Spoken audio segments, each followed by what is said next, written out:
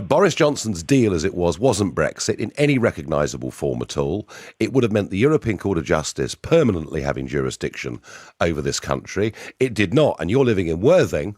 It would not have got us back our territorial waters, our 200-mile limit or the median line. And in so many ways, Emily, funny enough, a lot of my friends said, actually, Boris Johnson's deal as it was is worse than staying a member of the European Union, because we'd still be aligned to all of their rules, yet we'd have no say over the creating of them whatsoever.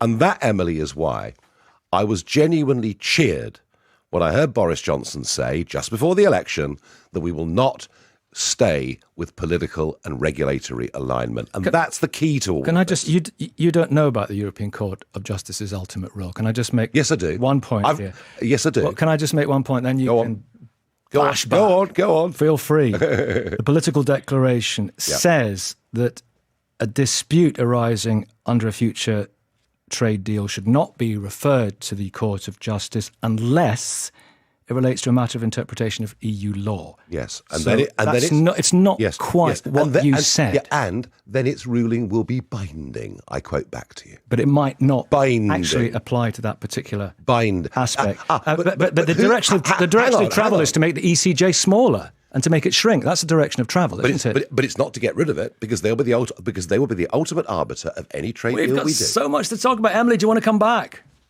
Yeah, no, I was just going to say, if you did really care about Brexit, you take Hartlepool, for example. We've got a Labour candidate. It's a Labour seat with, a 40% majority, and I think you having a candidate there, it doesn't guarantee that you'll get that seat. It just guarantees that Labour will, keep a Remain MP in a Leave constituency. I just think it's... Emily, I, since August, tried to put together and offered the Prime Minister a Leave alliance. All right? That Leave alliance would have meant that there would have been seats in the country that the Conservatives have never, ever won and will never, ever win. But that would have been toxic for people tempted to vote Liberal Democrat, as far as the Conservatives would have, because you turn a lot of people off, don't you? Well, I have an opinion, so of course some like it and some don't. But just hear me through on this Leave alliance, all right? So the Leave alliance, Emily, would have been the Brexit Party working in conjunction with the Conservatives. Some senior Labour figures would have come and got involved in this too. And there would have been seats in which there would not have been a Conservative candidate, and Brexit Party MPs would almost certainly have won. So it would have been a lot easier to win some of those seats. I said it would lead to a majority of 60 to 100 for Boris Johnson. Other independent sources said certainly 40 to 50. He had a way, Emily, of guaranteeing the election to get a Leave majority in Parliament. He did not want to do that. What he wants is a Conservative majority in Parliament.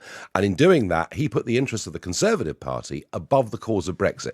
I was prepared, Emily, to do anything for the cause. Emily, thank you.